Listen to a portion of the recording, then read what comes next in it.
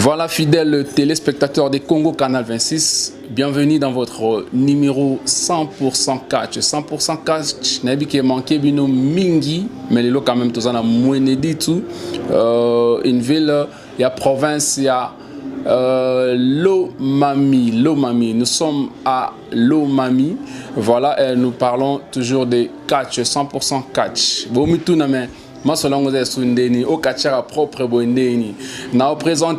allons tourner notre émission à Lingala Nebosenga Abiso partout dans le monde parce que Lingala est comme partout. Tourner on a Lingala Nebosenga Abiso.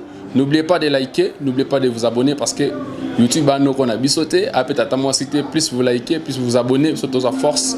Il y a conseil la bino moussala comme il faut. Je n'oublie pas la grande équipe qui assure cette émission. Excusez-nous, Bobo Richard Mombo na cadrage à l'assistant bongo Israël Kamouleta na Neville Majondo. Donc ce voilà d'abiso bien boé et ça grâce na bango à la coordination. On n'oublie jamais et jamais notre grande dame maman Nabiso Oasima Rabiso Malamou, maman Béatrice Sebou Kassalao depuis Rotterdam. Donc coordination Esaïe et puis la production est assurée Congo Canal 26. Merci beaucoup encore une fois pour Nenge Bozolanda Biso Nabanda Kunabino partout ici Kabozali. Lelo Tozana invité Nabiso Yamune ne Obozomona déjà en coulisité, mais on s'est présenté. Nous allons parler d'un thème ou de plusieurs thèmes. Donc quand on a axe gauche droite, les catch congolais dans 100% catch, les catch congolais, ils ont mythe ou ils ont une réalité. Ils ont la blague, attente ou ils ont vraiment solo. Vous vous posez tant de questions, vous vivez un peu événement belé na ring, mais aujourd'hui, on va essayer de comprendre ma solango zalara ndengeni doto kota. Je pense que vous allez déjà là. Bonjour, bonsoir papa Nabiso. Bonsoir, bonjour ingénieur Hakim. Téléspectateurs à découvrir Ronanu. Combo babenga ronani papier ngo tungisinga mingi babenga ronani ça papier comme obanga to comme obanga déjà quatre réalité au mix. Vraiment comme on a Jean-Claude Mukendi Kabongo, je suis journaliste na chaîne officielle ici à Moridito na province de la RTNC bien sûr. Wow. Mais aussi na cadre ya émission Oyo, je suis le secrétaire provincial et aussi de l'entente du catch et lutte du Kassai oriental en général parce que nous avons divisé province T. Donc vous comprenez bel et bien, ma selon 100% catch et puis mission catch, tu vas dans Moutuya Pamba te, Moutuya catch, c'est que tu vas développer ma camboué. Alors, monsieur J, c'est le lot, moi, si j'ai mon roboué, catch congolais. Catch à mon édit, catch en abisso à Congo. Les alaka lokuta, les alaka réalité, le spectacle que le public a vécu à tout moment. Merci bien, Namotona Nayo. Merci beaucoup, Naba spectateurs, surtout Bazolanda Bisso de partout, à travers votre canal. Catch, mythe ou réalité. D'ailleurs, c'est pour la première fois, dans le cadre il y a une relation, une communication, pour nous ça public que en tant que journaliste et puis secrétaire et entente. On dirait tout cela qui n'a eu pour aux témoins, mais c'est une des œuvres littéraires où on a sur le catch congolais, mythe ou réalité. Wow. Et si je me suis tapé la main sur la poitrine pour les lots tout développé à faire en go, et ça parce que Namosika motoro le makambondo qui sont aux endokité. Et ça bilo qu'on a trop par rapport à pasteur na bowe baza ba non politicien mais besoin makambo ba politicien.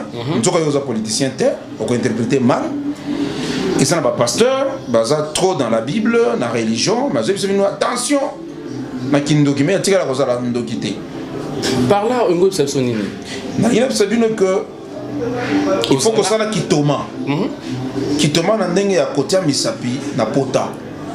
pour ondimake vraiment Jésus-Christ azamobimba na eto ezaiti. Donc parlons de senga ba passer après ba meka okufa ba kine omona Yesu pour ba beta solo Yesu. Par exemple, pour ba expliquer encore. Yo zala déjà catcher. Voilà. Heureusement yo moko comprendre que nganaza d'abord un ancien lutteur na cercle qui mboté là na Colosie à Moussonoyi. Wow. Maître Papa Bonheur, Maître Chandi, bakoko le belango. Je suis un ancien lutteur et puis na sala la catch au torobaka na ba jargon na biso ba catch en 12. Donc nano passé catcheur de mozo sala catch.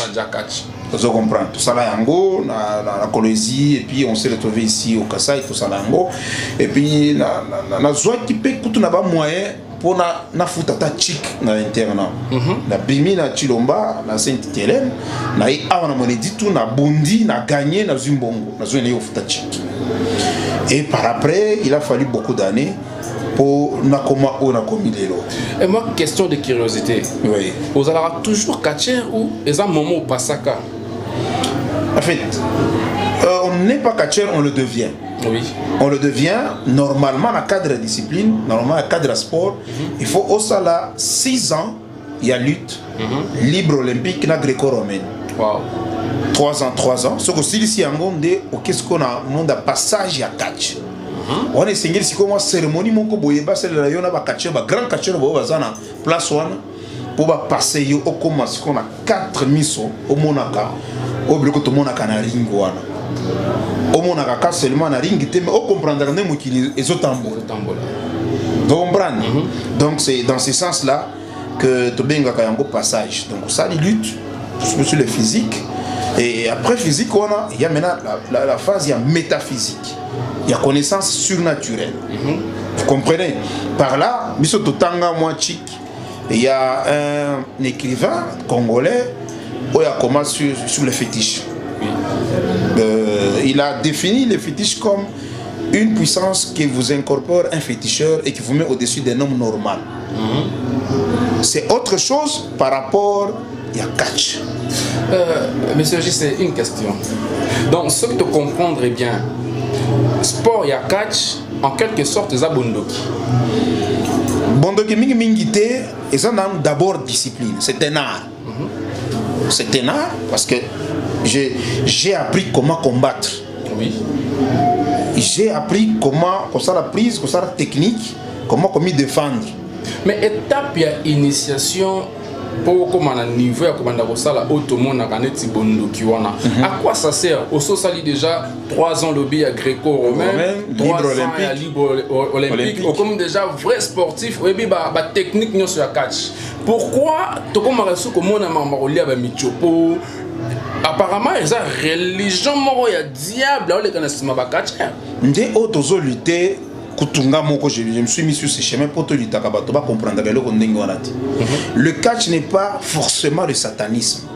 Oui. Parce que les lots dans le monde de catch, ce que vous avez dit, on va faire dans la catcheur place mon côté. Ah, c'est ça. Oui, mon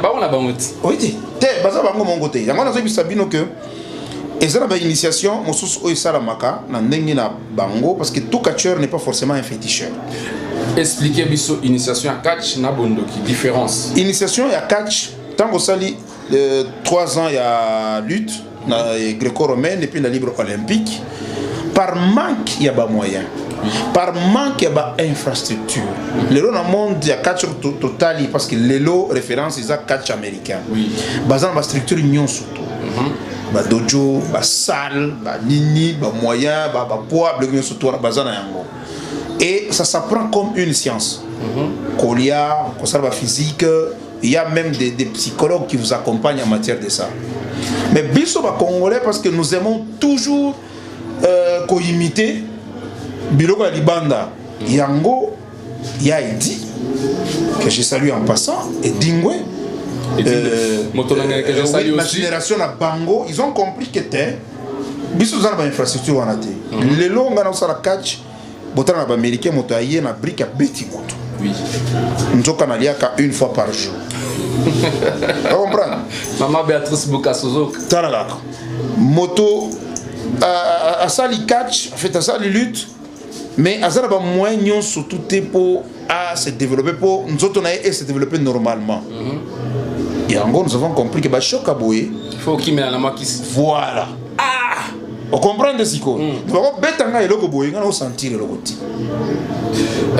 C'est là. Il y en a 2 personnes na contacté avec une mission. Na tout bango on a pas catch congolais. Abi na pas catch congolais na congolais mais na bango te po babangi saka. Baba na bien. Mais comment on a étape moko boye. Ba kota ka biloko mususu pe ça biso somo. Donc tu comprendre étape wana. Pourquoi intervention il y a satanisme dans le sport? Bon si satanisme wana té. Satanisme est ailleurs. Et ça dans le monde à catch. Monde à catch, et ça magie, et ça spectacle. Tout ça spectacle. Bah spectacle, on a ba magie, on a. Biso tout le temps on a ba école Gécamine. À l'époque, chaque samedi, personne ne peut me contredire. On a ba année bien sûr 82, 83, 84, 85. Chaque samedi dans chaque école Gécaminoise, ba manda ko yel sa biso ba magicien. Na école. Donc c'est une culture. Oui, mais tous on a au moins ciment. Baye, il faut qu'on t'engage. Baye, bazui directeur d'école, baté na kiti, bazui na liputa, ba finikié, mutosali magie, alobi ba incantation na bimisi liputa wana, directeur na biso comme sac ya fufu. To beti maboko to sepeli. Hermoko zui, allez, bozo mabanga za na se, mutona mutu. Tous les élèves, tous les bambanga no. Asa li ba incantation wana, bo fongo boye eza ba mbombo. To lié ba mbombo wana, to tira ko fate. Hermoko azui fil sans ko connecter na électricité, oya kangi, allez, bo se na matoi. Bo sala bo titi bo sala bo moni lampe wana mpura et comme opéra. Mais ça bondoki. To sepeli. Ndoki ndengeni. Et ça spectacle. Oui. Et ça science. Tant que John Cena sala kango sur le ring ou bien Undertaker, vous avez tamassolo ils bien et ça satanisme était. Mais ceux qui catchent congolais sali yango, bon yango n'était comme satanisme. Mais il y a moins de différence c'est ça. Satanisme c'est quoi? Il faut être comme on a eloko mabe. Nzoka mabe za rakate, ba tika ko bomba catcher na ring ti. Non, mais non, nazo rappeler yo. Les gens ba période mo boya était bomba catcher. Comme on sur le ring ou bien non, na ba démonstration na ça la wana libumu to pe yake. Donc catcher wana eza auto bengaka aza moitié. Asa kotonda ti. Yango mona ka catcher ko sala biloko sala na ring asela moto libanda. Parce que c'est la moto libanda, na na tondité na connaissance wana. Donc ako kende nai. Mais c'est juste na rappelé aux phrases moko. Les ana catcher moko moule. Na galère utako bunda maye dakite na mbujimai apanzaki moule na mbeli. Après 3 jours, il y a idée salima amnaye moule à la muki. Moule catcher je vous dis, mais a déclaré devant la presse que Edingwe Azad Satan parce que ce que lui a vécu non, à mon noté. À qui mon émission à Boetan Gozo Salayango, journaliste Mosusu, toi ingénieur Moussoko Lobagé, à qui m'a commis danger, à commis la bakisia, à sa kindoki. Ozomo, on a Eza Ototolobaka, Motazo, Azo souffrir na complexe. Oui. C'est-à-dire, à telle connaissance, na yemoulemou, à telle connaissance, na ah, et ce qu'il y a, à mon edingo eleki. Comme Satan. Malgré déclarer l'homme ici au Colombie Satan, ton pour tout trésor Satan passe à côté de sa babu et belé. Non. Y'a pas pe mosala, y'a pas pe comme look. C'est ça le monde à quatre ça monde, il y a recherche et ça monde il y a connaissance parce que on dit au besoin le fétichisme. Et ça connaissance c'est une valeur. Les loba et que qu'on a biso des os à la force les bandes. Les bandes oui.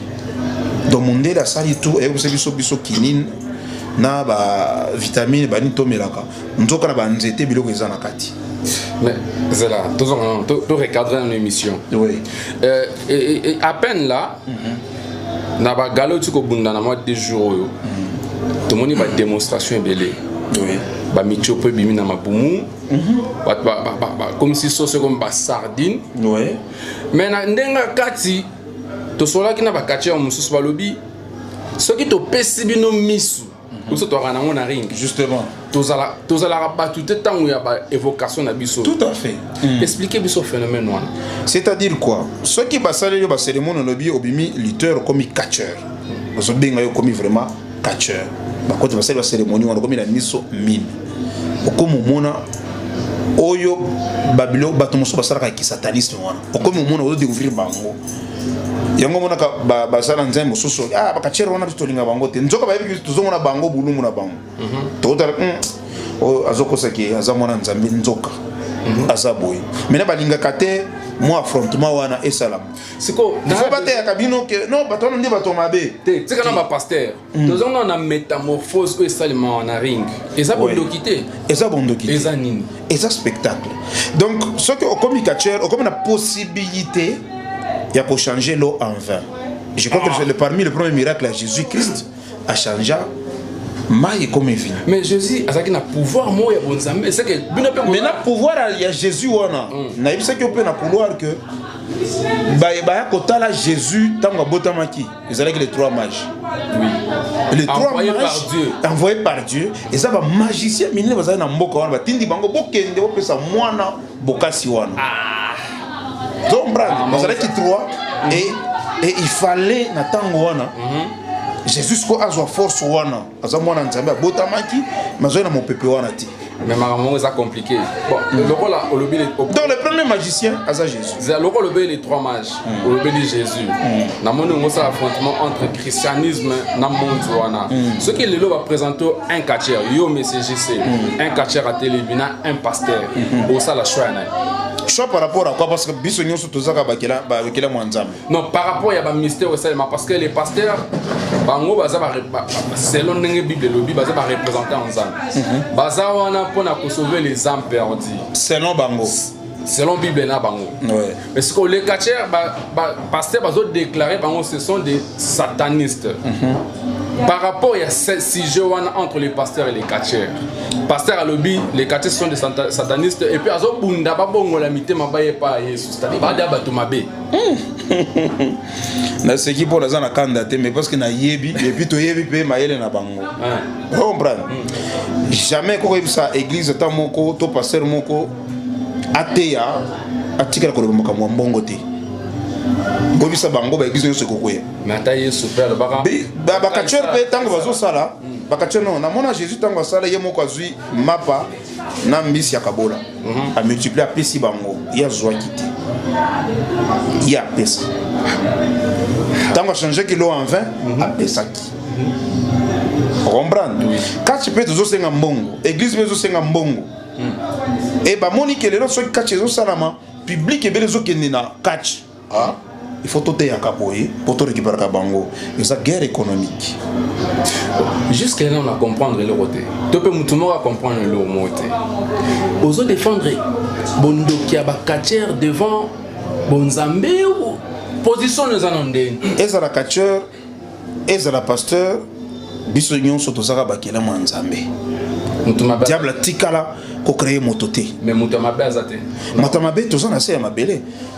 La première guerre, oh Salama qui vraiment na lola. En fait, na l'époque na lola pas Nzambe. Et ça Nzambe na Satan. Satan Nzambe ndakela ye. Tango akela ye, Satan lingaki a remplacer ou bien ba ndako gérer. Mais nazoto na yo. Nzambe ibisa kieni, kendo renye wapi? Na mokili. Mais tango Nzambe lingi asala moto, asali wapi? Na mokili kaka. Asi apesi pouvoir na diable.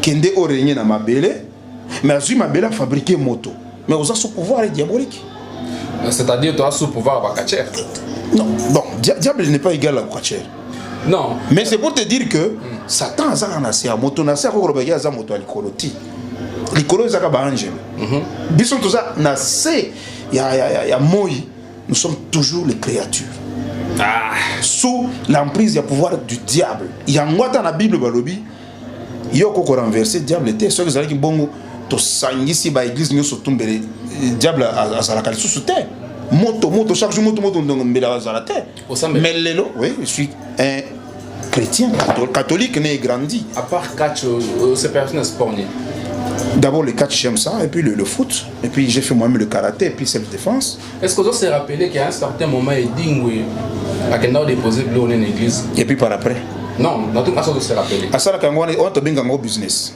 Non, mais Ozo se rappelle quand même. Je me rappelle, mais ça s'appelle business. Ozo se rappelle ce qui est postolo. À un certain moment, Bazora Bloro n'a pas qu'il y ait une famille. Et ça qui coûte na volonté n'a été, je peux t'expliquer bien cette histoire. Non, non, tu as quoi? Oui, se rappelle. Oui, je me rappelle. Et puis, tant que le qu'on est salama qui wana, ba numéro mususu est postolé parce qu'il y a des papas dans le monde à catch. Wow. Paix à son âme. Il y a des salama les loups, na zala boye, na yeba moki les andengini. Donc, tango motowan le soi-disant.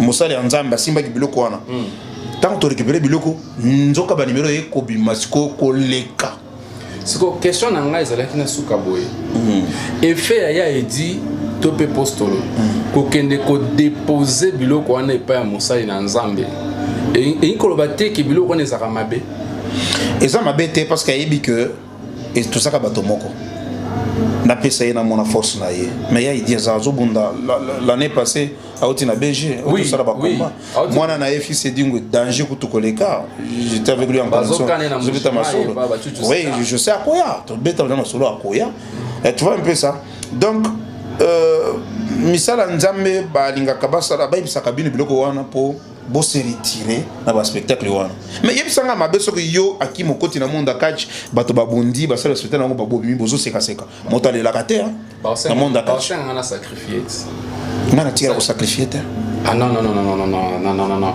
tu as quand même des balancer et dingo combien d'enfants non mais on va pouvoir aller Liban poste la Koufi 4 femmes plus de 36 enfants ba sacrifice Mbappé ça rapport na ça ba ko sa cabine que sacrifice c'est ça quand ndenge moto tangi azala prêtre à se sacrifier vie yo moko lebi na konda ça eloko moko boye na pona bimana zala pe boye sacrifice c'est ça bolingo wana soko mi pesi vraiment na nina mona clair parce que bilonga na zo mona utoto mona ka bino zo mona yangoti mais moi sacrifice wana po comme na niveau wana ndé sacrifice kaka les volonté les dévouement jusque là ils ont ma question belé zoya mutu normal a surnaturel te a ko supporter liboso na e à mon avis sirène pa okimate mutu normal a ko supporter te voilà étape nini ba koma voilà ce qui va sali moi cérémonie wana comme na monde wana comme mona biloko wana eza pour lelo ngata lelo tindira nga sirène nga jise dans tombe à 2h 3h du matin on zamu na bango non natali na limpi asala makamona ali on zamu na bango ouais écoute yemo so moni nga binga même les par exemple les femmes de nuit au ba babar bazo kotala babar wala boye nga jise bisika na fanda kasoki na moni bango moko sko zela ko kima bango moko mais yo siko yo mondimi okomona ngo tende nde ba yaka siko ba kangi bino biso toza ya bango te mais bino bossa j'ai équipe mais parce que ma biso pona ni parce que toza na équipe te sirène femme de nuit basa pas tu à côté kuna c'est-à-dire pe bino to bozanga na bango boza pe à côté kuna te côté kuna pété mais beaucoup perani mais biso to komi basa tozomona biloko zo sala ma côté na bango relation wana eza pas de relation na biso bakima kabiso le long a juste me soki na comme l'église na yo yo zala quand ba tunzunjo ba ko tunzunjo bien to ba né en français c'est pas tout kaika la chulo ba tout kaika soki ni ndilo ndengo wana nga juste me soki na comme to miyambi to kimi pona into zo kimi boyo za nete parce que ba découvrir que moto yango oyeba ka papa ya catch nani vraiment père na biso ya catch nani tango to gera kama kamonyo so to biso yo catch so sala mabe o salinga mabe boy so zando ki par exemple yo zando ki mo sala catch mais na kombo ya papa na biso tel ozati dès que so totanga à Jésus bino botanga na eza Paul